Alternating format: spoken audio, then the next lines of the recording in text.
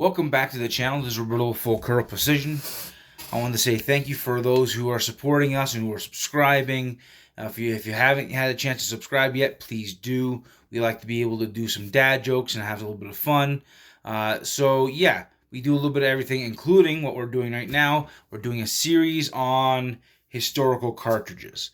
So you can't mention historical cartridges without mentioning one of the most well-known, universal, world-renowned, none other than the 30-06.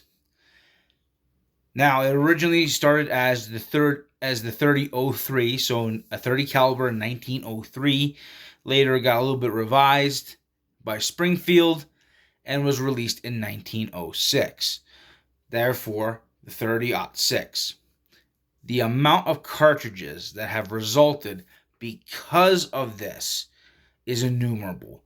The amount of Wildcats, the amount of Sammy Spec cartridges is amazing.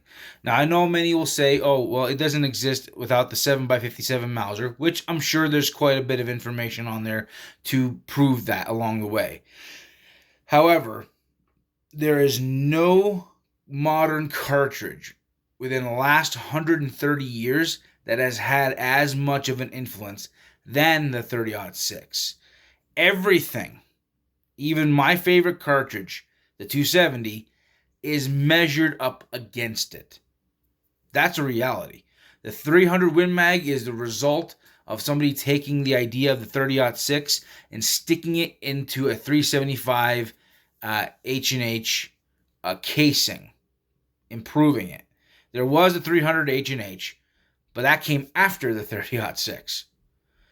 So the amount of cartridges that have been influenced, not long after that, you had other similar cartridges that were 30 caliber, but none have had the same amount of influence as the 30-06. And you have a plethora of weight ranges. I've seen bullets as light as 100 grains all the way up to 200 and even more. Now with some of the newer 30 caliber cartridges, they're even higher, right? But the thing is, as a do-it-all cartridge, you're going to have a hard time beating the 30-06. You can use it in slightly lighter rifles because the recoil, while still there, is not the worst. It's not a Magnum. So if you have a well-built rifle and you have a good shoulder pad with a good muzzle brake, you can pack it in a 22-inch barrel pretty easily as far as a good hunting all-around. Fairly decent to pack around for the mountains. If you wanted to take it for plains game over in Africa, it's great for that. If you wanted to take it and hunt pronghorn, it's not too big for that either. You just got to pick the right bullet for it.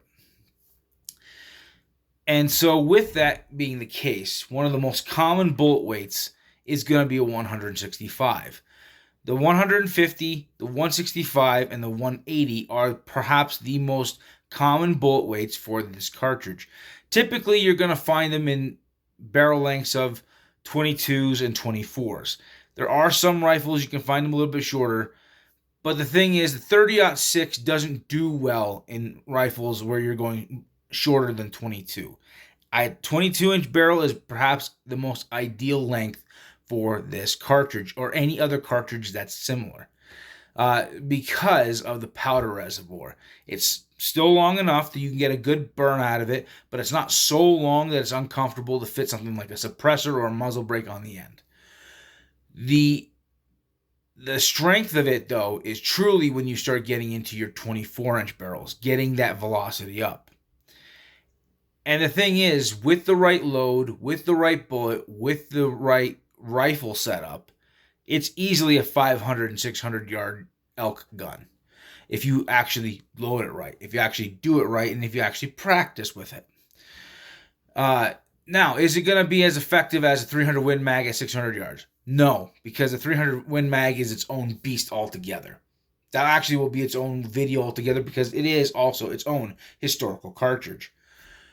So, what kind of numbers could you be looking at out of a 30-06 with a 24-inch barrel pushing a 165 grain bullet? Well, I went with a slightly updated pressure threshold since the 270's pressure threshold got updated to 65,000 psi, and the 30-06 uses the same basic geometry for the case. So you can push it to the same. But for today, I went with 62,500. And I'm using a 165 grain Federal Trophy bonded soft point, which is a tremendous bullet, by the way. And I'm using Vitavori N550. So pushing it right up to that red line of 62,500 with that 165 grain bullet and a 24-inch barrel, you're looking at roughly 3,023 feet per second. Now, give or take your elevations, your type of rifle, your rifling, how your rifling was formed, it can all vary. But you can roughly get about 3,000 feet per second pretty consistently across the board in any rifle platform with this kind of a load. And that is a tremendous velocity. With the kind of BC that this is putting out, not the highest. This is a .410.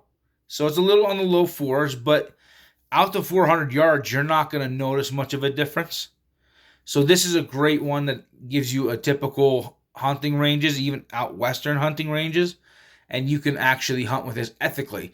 The reason why I chose a bullet like this being trophy bonded is because being a bonded bullet and of the right weight with that kind of velocity, it is still adequate to be able to take ethical shots on animals like elk and moose, and even big bear. So black bear and even brown bear. Now, I would probably select more of going to your 180s to 200 grain if you're going to be hunting, brown bear in Alaska with it. But also, typically, you're going to get your shots closer because Alaska is a much thicker terrain. Therefore, most of your shot opportunities are going to be within a couple hundred yards. This is one of the jack of all trades cartridge.